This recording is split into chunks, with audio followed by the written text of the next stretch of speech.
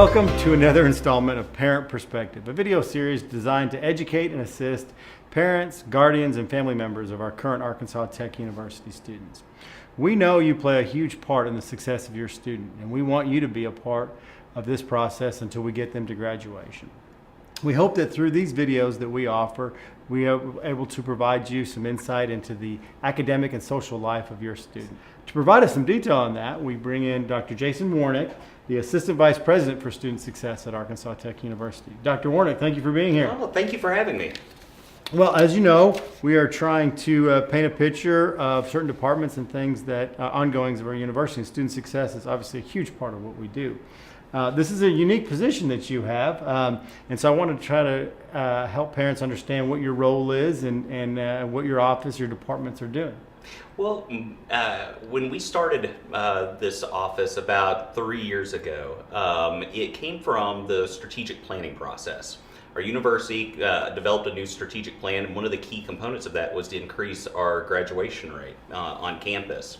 And so this office came about from that, where we tried to kind of get all of the different student success offices, our tutoring center, our career center, our advising, and some of our federal grant programs, all under kind of one umbrella to see if we could actually get those groups working together to try to boost our graduation rate. So your department is housed within academic affairs at the university. Yes. And you touched on some of the areas that you have there. If you could, maybe could you talk a little bit about each one of those, and particularly the advising center and the role it plays in student success. So the advising center is actually one of the key areas of the Student Success Center. Because within the advising center, they actually work with the students in their first 60 hours on campus. So they see them from the time they get on campus for the first time all the way through their sophomore year. And so they have a lot of contact. It's one of the few offices that we require you to come in and meet with somebody. So they become kind of that key component of getting students the right information at the right time. Yeah, that one-on-one relationship goes Absolutely. so much further than an email, and I think great things. Another program that falls in your area is Bridge to Excellence. Now, Yes. This program has been a staple on our campus for a little while. What is the intent of this program, and how should students be utilizing their B2E mentor, as they refer to it often? Right. With their Bridge to Excellence mentor is going to be a faculty member within their major or a staff member in a closely associated major. And so this gives the student a faculty or staff member that is in fact a mentor, someone they can go to for those questions that they have about how does something function on campus, concerns about, should they even be in this major, should they go somewhere else. They can go and get that kind of professional advice from someone that is in there on a voluntary basis. The Bridge to Excellence mentors, they don't have to do this. It's on a voluntary basis. So that's what kind of makes it really nice about it. It's the faculty and staff that really care about the students that are members. And so what I've learned through this process, I was a mentor before, is that it's not just the academic expertise that they bring. Right. It's also the campus culture. It's also the adjusting to college. It's also life. I mean, our faculty and our staff that participate really want to be helpful to the students, and that's kind of what they get from that. Absolutely. When I was a Bridge to Excellence mentor for several years, I would meet with students and talk to everything about, what do they need to do to become a professional in the field, to how to deal with a breakup. It can gotta go across the board there. It's nice for our students to have those go-to people. Absolutely. Yeah, great. That's a great program. Sometimes students think on all campuses, but student thinks, okay, career services, I'll worry about that when I'm a senior and I'm ready to graduate and I need to get a job. Talk to us a little bit about career services and how this department is serving students from the day they arrive till the day they graduate and beyond. Well, I was about to say, when it comes to career services, you're dealing with a team that tries to get students, they can actually help them get jobs while they're in college, can help them with resumes, can help them with what we call now soft skills on how to work within their profession better. And so this is stuff that they can learn all the way through. It's not just getting out and getting that final job. One of the things that I think surprised a lot of students for the last couple of years during orientation, so before classes even start, we have a part-time career fair for students that are looking for part-time work. Some of it's on campus, some of it's off campus, but we start with them that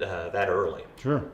Because it is their goal. It will play a major role in graduation, absolutely. but they can start now and start helping them. That's Yes. great. I know that there's been a lot of buzz around campus over the last couple of weeks, and I know it's been a project of yours for a little while, but the Apex Center is kind of the Yes. new thing. Talk to us a little bit about what the Apex Center is and why we're so excited, why you guys are so excited about well, that. I can tell you, whenever I took over this role, I reached out to several campuses to see how do they do tutoring services on their campus, and what do they have? And one of the first things that people said is, you can't call it a tutoring center. Students aren't going to use it if it's a tutoring center. And it sounds like it's something remedial. And we said, we definitely don't want to give that vibe from this. So we actually renamed and rebranded our tutoring center called the Apex Center. And the Apex stands for Action Plan for Educational Excellence. And with this, we're going to kind of launch a whole variety of things, from having your regular tutoring, study halls for athletes, kind of the traditional stuff, but we're also going to have workshops on how to prepare for the GRE or the MCAT or the LSAT to go into graduate school. We're going to have things like that. We're going to have boot camps over different break periods, sure. Things like that, where it attracts all students. So you don't have to be struggling in a course to come in. You could be at the top of the class and still want to come in. So it's really try to create those services for everybody there. Sure. Yeah, I noticed there's some great outreach programs there, and I've seen the schedule of things upcoming. That's great. So between those areas, those are some great services that you're providing to our service, some great outreach that you have that can really be impactful for our students. We know that we try to reach students, but there's also a level of students got to engage with us. How do you want students to engage in your services in all of these areas? How do you want them to take advantage of them, or what do you wish that they'd be doing in these areas? You know, the thing that I tell everybody is that the biggest key to success in college is forming relationships. And to do that, you have to reach out. So we don't know if someone needs tutoring until they reach out to us and say, hey, I need some help with this course. We can help them then. We actually, within our tutoring center, we this last year, we actually serviced over 60 different types of courses on campus. And also we offer a wide range there. But we also, reaching out to a Bridge to Excellence mentor, reaching out and in seeking that career advice, seeking academic advice from an advisor. It takes the student to reach out sometimes and all. Now we're going to be reaching out a lot. We send text messages, we send emails and mailings in the mail. We'll do all of that stuff, but it does take that student to come in and engage. And also that right there, if a student will engage, we can help. And so that's really it, engagement. And I think sometimes that people they think that we're just paying lip service, that we are here because of the students and we are here for the students. We do have a campus community that has a desire to help, not just all the staff in your area, but there's others too, but reaching out and letting a professor, a faculty, a staff member, letting somebody know that you have a question or a concern or you just want some information. Our job is to help you graduate. I have yet to see a faculty member or staff member on Arkansas Tech campus that wants to see a student fail, that wants to see a student that doesn't graduate. They're not here. And all the whole purpose of working at Tech is to help our students.